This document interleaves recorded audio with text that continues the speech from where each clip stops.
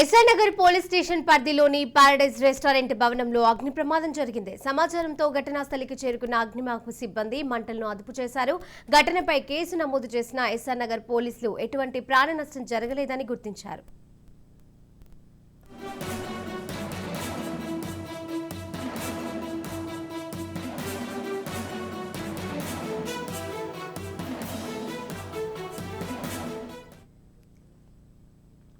SR Nagar police station పరిధిలోని paradise restaurant భవనంలో అగ్ని ప్రమాదం జరిగింది. సమాచారంతో ఘటనా స్థలికి చేరుకున్న అగ్నిమాపక సిబ్బంది మంటలను అదుపు చేశారు. ఘటనపై కేసు నమోదు చేసిన ఎస్ఆర్నగర్ పోలీసులు ఎటువంటి ప్రాణ నష్టం జరగలేదని గుర్తించారు.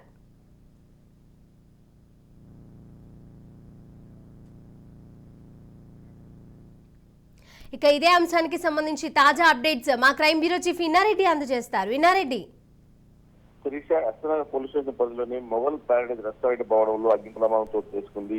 అయితే ఎప్పుడైతే ఒకసారిగా మంటలు కనిపించగానే మంటలు రావడం, తర్వాత పొగలు అల్లుకోవడం తోటి ఇమీడియట్ గా అక్కడున్న హోటల్ సిబ్బంది, తర్వాత హోటల్ వాళ్ళందరూ కూడా బయటకు రావడం జరుగుతూ ఉంది. తర్వాత ఒకసారిగా మంటలు భారీ ఎత్తున అందుకోవడం తోటి వెంటనే సంఘటన స్థలానికి అగ్నిమాపక సిబ్బంది చేరుకొని మొత్తం పూర్తి స్థాయిలో మంటలు మారిపోయడం జరిగింది. అయితే దీనికి సంబంధించి అగ్ని ఏ రకంగా జరిగిందని దాని మీద ప్రాథమిక విచారణ చేసిన నేపథ్యంలో ఇది షార్ట్ సర్క్యూట్ అని చెప్పి చెప్తున్నప్పుడు కూడా ఇంకా పూర్తి స్థాయిలో ఇంకా ఎంక్వైరీ జరగాల్సి ఉంది. మొత్తంగా పూర్తిగా దగ్ధమైపోయిన పరిస్థితిలో ఉన్న ఫర్నిచర్ అంతా పూర్తిగా దగ్ధమైపోయింది.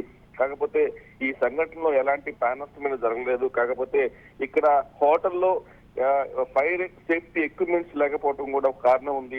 కంపల్సరీ బిల్డింగ్ పర్మిషన్ తీసుకున్నప్పుడు కానీ ఏదైనా కమర్షియల్ కాంప్లెక్స్ లో ఏదైనా హోటల్స్ పర్మిషన్ తీసుకున్నప్పుడు ఖచ్చితంగా ఈ ఫైర్ సేఫ్టీ అనేది ఖచ్చితంగా ఉండాలి. అవి కూడా లేకపోవడం వల్ల కూడా ఈ ప్రమాదం భారీ ఎత్తున జరిగిందని తెలుస్తుంది. మొత్తం మీద ఎలాంటి ప్రాణ నష్టం జరగకపోయినప్పుడు కూడా భారీ ఎత్తున ఆస్తి నష్టం జరిగింది. దీనికి సంబంధించి అగ్నిమాపక సిబ్బంది కేసు నమోదు చేసుకుని దర్యాప్తు చేస్తా ఉన్నారు. శిరీష, అలాగే అంటే ఈ ఫైర్ కి సంబంధించి ఏమైనా అప్డేట్స్ ఉన్నాయా, అంటే కారణాలు?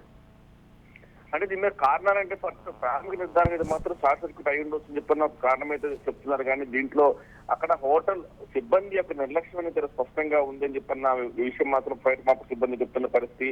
దీంట్లో మనం ప్రధానంగా గమనిస్తే అక్కడ మేము ముందు చెప్పినట్టుగానే ఈ ఏదైనా కమర్షియల్ కాంప్లెక్స్ కావచ్చు, హోటల్స్ కావచ్చు, ఖచ్చితంగా ఈ ఫైర్ సేఫ్టీ ఎక్విప్మెంట్ అనేది ఖచ్చితంగా ఉండాలి. ఇక్కడ అలాంటి ఫైర్ సేఫ్టీ ఎక్విప్మెంట్ లేకపోవడం కూడా ఇంత భారీ ఎత్తున ప్రమాదం జరగడానికి కారణమైపోయింది.